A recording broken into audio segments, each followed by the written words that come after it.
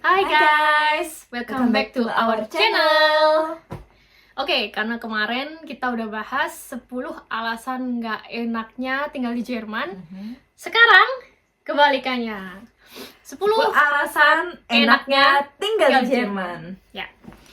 Pertama, di sini ada culture kalau kita kerja di service itu dapat tip. Jadi buat aku itu hal yang sangat menguntungkan dan enak buat aku karena kita di gastronomi kan gajinya ya nggak seberapa lah gitu, tapi tipnya tuh bisa banyak gitu, apalagi untuk Azubi kan gaji cuman berapa, kalau kemarin kalian lihat videoku gajiku cuman 500 euro per bulan, itu kan dikit banget ya. Tipnya tuh bisa lebih besar dari itu tiap bulan, jadi buat aku itu hal yang bagus buat aku. Kayak kita cuma bisa hidup dari uang tip ya, jadi uang gaji kita bisa kita simpan buat tabungan. Oke, yang kedua, di Jerman ini tidak terlalu padat penduduknya, jadi ya kita bandingin aja sama Indonesia yang Banyak jumlah motor, mobil, jiwanya 270 juta penduduk ya, dan banyak motor, banyak mobil, otomatis juga lebih padat, di mana-mana macet. Nah, di sini tuh enggak, jadi penduduknya cuman, aku lupa exactnya berapa, tapi di bawah 100 juta. Gitu, jadi dibandingin sama Indonesia tuh jauh banget gitu. Jadi menurutku enak, nggak ada macet-macet. Jadi gitu. nggak terlalu, polusi udaranya juga nggak terlalu ini ya. Karena di sini tuh transportasi umumnya tuh bagus, kan ada train gitu, kalaupun sering telat. Cuman tuh setidaknya orang-orang tuh nggak menggunakan baik kendaraan pribadi kayak motor, mobil, jadinya tuh jalanan tuh nggak macet-macet banget. Dan polusi udara, jadi sih udaranya tuh seger. Oke, itu yang poin kedua. Terus poin ketiga adalah privacy. Di sini tuh sangat-sangat penting gitu. Jadi apapun ya, misalnya privacy kayak kita mau ambil video orang, itu kita harus izin dulu sama orangnya gitu. Kalau di Indo kan bebas ya. Kadang-kadang kita bisa kayak video orang gitu, kita upload terus viral gitu. Tanpa seizin orangnya. Nah, kalau di sini tuh kayak harus izin, nggak boleh gitu. Kalau orang itu nggak seneng, kita bisa dituntut bisa dilaporin gitu. Ya aku nggak tahu kalau di Indo gimana ya. Tapi ada contoh lain juga kalau privacy ya. Ya contohnya kayak misalnya kita mau bertamu. Kalau di Indonesia tuh kan kita langsung bertamu, nggak perlu ngomong ke orangnya. Kadang temen-temennya mamaku tuh yang paling sering ya datang ke rumah, tiba-tiba kayak langsung, mana mamamu gitu, kayak dia nggak ada janji dulu tapi langsung datang. Nah, kalau di Jerman nggak bisa, kita harus bilang dulu kalau hari ini ya jam segini aku mau datang ke rumahmu gitu. Jadi harus bikin janji dulu gitu loh. Nggak bisa kita tiba-tiba datang ke rumah orang Jerman terus tiba-tiba kayak halo gitu, aku main ya gitu. Nah, itu mereka nggak suka sih. Iya. Sekarang kita masuk ke hal keempat, yaitu open minded. Orang-orang di sini tuh open minded banget, nggak kayak orang-orang di Indonesia ya. Ini terbuka aja karena mereka berpikirannya tuh luas banget. Jadi tuh bahwa kalau kita hidup itu nggak cuman satu hal yang kita percaya, tapi tuh banyak hal-hal lain yang kita tuh nggak tahu gitu loh. Jadi tuh kalau mereka melihat hal ini, mereka bisa mewajarkan. Melihat hal itu, mereka bisa mewajarkan. Jadi tuh kayak open minded, mereka nggak ngurusin urusan kita. Itu urusanmu, ya udah jalanin aja. Ini urusanku, ya aku jalanin gitu loh. Ya contohnya kayak apa, misalnya LGBT di sini diterima dengan baik. Ya tentang berpakaian juga ya open mindednya ya. Kalau di Indonesia kita pakai celana pendek, pakai tank top di jalan-jalan tuh kayak udah diomongin sama orang, buka aib gitu kan. Tapi kalau di sini mereka tuh bodo amat, mereka tuh kayak ya udah emang kenapa gitu loh. Terus kayak ini contoh lagi, misalnya aku interview lewat online kan, video call. Aku interview cuma pakai kaos begini. Beneran cuman ini kaos hitam gini doang gitu. Tapi kalau di Indo kita harus rapi, pakai hem gitu. Lebih santai ya, beneran santai, lebih open minded. Terus pokoknya pemikiran mereka tuh kayak luas banget, kita ngomong apa mereka kayak bisa mengerti, bisa paham gitu kan. Tapi kalau kita kayak ngomong sama orang Indonesia kadang nggak menerima apa yang kita omongin, malah mau ngajak kita debat gitu loh. Ya banyak hal sih, kayak misalnya di sini banyak beda ras juga, mereka ya open gitu. Terus kayak misalnya child free gitu, di sini juga Iya, udah open-minded, biasa. ya Jadi tentang agama juga. ya. Di Indo kok kita nggak nganut agama, kayak orang-orang lihatnya kita nggak baik ya. Tapi kalau di sini udah biasa. Oke. Ya, hal berikutnya di sini kita bisa jadi Yang diri kelima sendiri. ya. Kita bisa jadi diri sendiri, ini penting banget. Kita bisa mengekspresikan diri kita apa adanya di sini, nggak seperti kita di Indonesia. Misalnya kamu mau pakai tank top, kamu mau pakai hot pants, atau rok pendek banget gitu. Nah, kalau di Indo tuh seringnya kita kayak diomongin gitu. Ih, apa sih pakainya seksi-seksi banget gitu. Terus misalnya pakai bikini gitu-gitu. Itu di Indo kayaknya yang open cuman Bali sih. Karena banyak turis kan. Tapi kalau di kota-kota lain kan nggak terlalu. Udah kayak kalau yang pakai bikini kayak udah negatif main gitu. Iya, pakai bikini, seksi-seksi. Ya di sini ya halo. Bisa bikinian ke musim panas gitu kan. Terus kayak di sini ya dalam pakaian tadi ya, kayak misalnya kamu pakai baju apapun tuh nggak akan ada yang ngejudge gitu loh. Karena apa ya, orang Jerman juga pakainya kayak bajunya emang gitu-gitu aja ya. Nggak terlalu fashionable ya. Ya nggak tahu, beda sama Korea sih. Beda tipe sih. Terus kayak kamu suka model rambut kayak apa, kamu warnain kayak apa. Di Indo suka diomongin, ih rambutnya keterangan, ih norak banget loh, kok di situ enggak gitu. Kayak mereka ya lihat, malah mereka kayak lebih, ih rambutnya keren banget gitu kan. Aku juga pengen segala macem. Ya pokoknya perbedaannya di situ sih, bisa jadi diri sendiri. Terus next ke-6. Poin ke-6, alasan enaknya tinggal di Jerman yaitu work-life balance.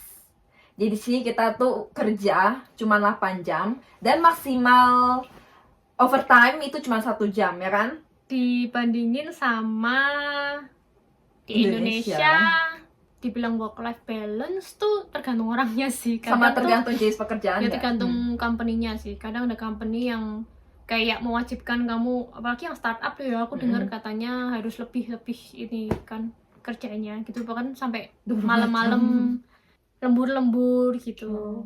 Nah, kalau di Aussie sebenarnya kalau kita cuman full time itu termasuk work life balance. Tapi yang di Aussie kebanyakan kan mau cari uang sekeras mungkin ya. Jadi kalau bisa lebih dari 50 jam seminggu gitu.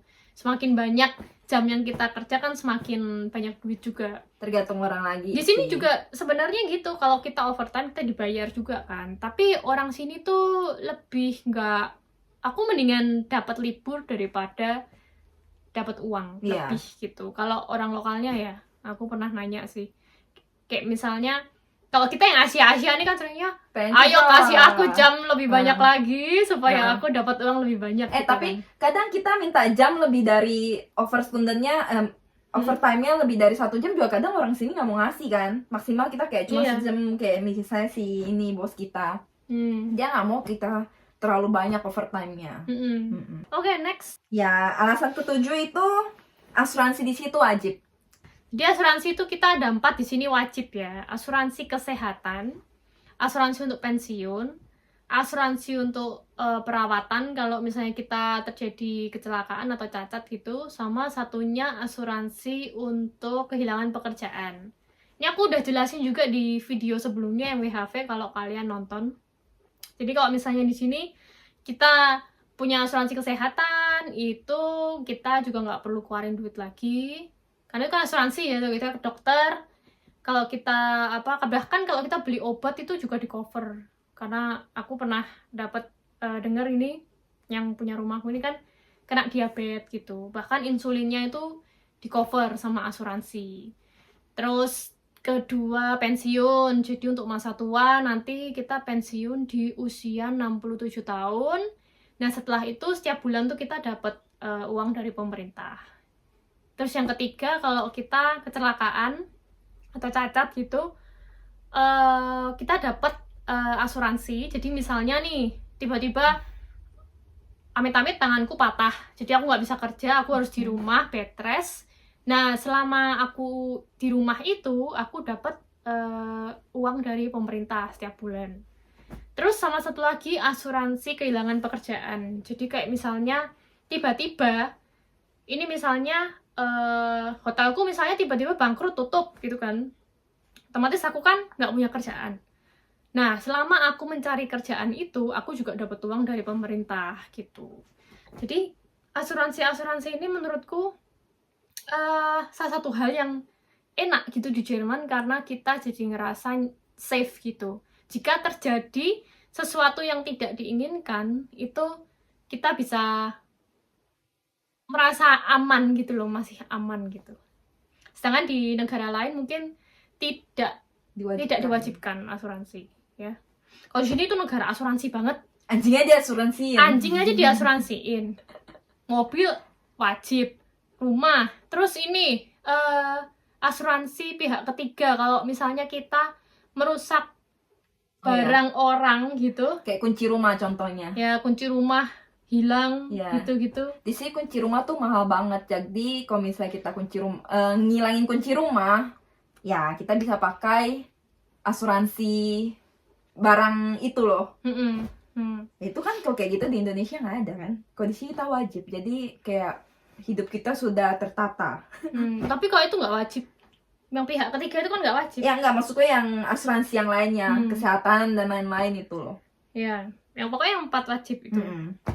Terus next poin ke-8 itu di sini kalau lewat jalan tol gratis. Kita kan di sini bayar pajaknya besar gitu. Jadi uang pajaknya itu juga dialokasikan jalan tol untuk pembangunan gitu-gitu loh. Jadi ya lumayan lah, kita bisa merasakan uang pajak kita juga. Jadi kalau kita naik mobil atau motor gitu, di seluruh Jerman itu semuanya gratis. Sekarang masuk poin ke-9. Ini yang menurutku paling oke banget. Ya, keliling Eropa itu murah kalau kita tinggal di Jerman. Karena kita cukup naik tren aja, kita bisa keliling daerah-daerah Eropa ini tanpa harus naik pesawat. Ya, tapi ada juga mau naik pesawat itu, dan itu juga biayanya lebih murah daripada ketimbang kamu dari negara lain di luar Eropa. Ya, karena Eropa kan ini ya nggak terlalu besar ya. Ya, dan kita bisa kunjungin semua negara lewat pakai tren aja gitu. Iya. Ya, ini sangat-sangat yang bikin kita nyaman sih Jerman. Bener. Soalnya negara Jerman nih lokasinya enak banget, dia strategis. Di tengah gitu loh, strategis. Kita mau ke UK, kita mau ke negara yang di atas, Norwegia, atau kita mau ke bawah yang misalnya ke Spanyol gitu, ke kiri ada Prancis, ke kanan nanti ada Hungaria, terus apa lagi gitu. Jadi kayak kita nggak akan pernah kehabisan tempat liburan sih. Makanya kita work-life balance banget ya kalau kita lagi libur. Iya, work-life balance. Jalan-jalannya ke luar negeri gitu loh. Yang dimana juga perjalanannya nggak terlalu jauh. Ya. Terus sekarang poin ke-10 ya. Ini aku juga sudah jelasin di videoku yang sebelumnya, tapi aku akan jelasin lagi. Jadi ini adalah salah satu alasan kenapa kita pindah ke Jerman. Karena di sini gampang dapat permanent residence gitu. Kalau kemarin aku di video WHV jelasin ya, kita di sini 5 tahun bisa apply PR itu. Yang waktu itu yang aku jelasin tuh karena kita Ausbildung 3 tahun selesai, habis itu full time kerja 2 tahun. Jadi total 5 tahun kan. Tapi setelah aku baca lagi websitenya, nanti aku akan tampilin ya websitenya yang aku baca di sini. Nah, kalau kalian baca di situ, ternyata syaratnya adalah selesai Ausbildung, kita kerja full time 2 tahun. Nah, itu kan Ausbildung syaratnya ya. Nah, kita kan Ausbildung nih 2 tahun udah. Di situ kan tidak tertulis apakah itu harus 2 tahun atau 3 tahun. Pokoknya lulus Ausbildung.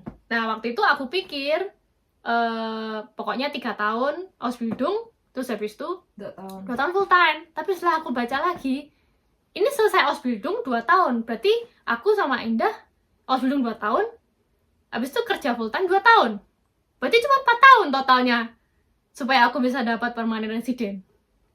ya kan? Mm-mm. Nah, Dan by the way ini 2 tahunnya itu harus kerja di bidang yang sama ya, ya, sesuai Ausbildungnya. Ausbildungnya gitu. Jadi misalnya aku Ausbildung Fachkraft Gastronomi, aku kerjanya juga di bidang gastronomi gitu. Karena kalau PR di negara lain nggak gampang ya. Kayak kita harus bayar lawyer, terus kita harus pakai lawyer. iya udah gitu harus nunggu dalam jangka waktu yang lama, terus kita nggak boleh keluar dari negara itu. Kok ini enggak kan? Kita tuh cukup sekolah 3 tahun, sekolah Ausbildung, habis itu 2 tahun kerja full time, kita bisa apply PR. Ya. Kalau di negara lain tuh susah banget, kayak contohnya di Aussie, di Kanada, di Amerika, itu kayak wah bener-bener susah sih. Nah, bahkan ada opsi lain kalau misalnya kalian sudah punya skill, kayak misalnya IT gitu-gitu, itu lebih gampang lagi, lebih cepat lagi. Iya. Jadi kalian udah punya visa, apa ya namanya, blue card gitu kan, itu langsung kerja di Jerman, kayaknya, jadi kalian skip Ausbildung tuh. Kalian udah misalnya, udah S3 atau apa, IT misalnya, kalian punya skill, terus kalian udah berpengalaman juga, minimal kayaknya, kalau nggak salah berapa ya, 5 tahun gitu. Berarti kalian tuh pekerja profesional kan. Nah, kalian di sini langsung dihitungnya langsung kerja full time tuh. Berarti kayaknya cuma 2 tahun aja tuh udah bisa PR. Betul. Gitu. Oke, jadi kali ini segitu aja. 10 hal yang bikin kita nyaman tinggal di Jerman. Oke, kalian boleh komen di bawah video apalagi selanjutnya yang harus kita bikin. Oke? Thank you guys for watching and see you in the next video. Bye-bye!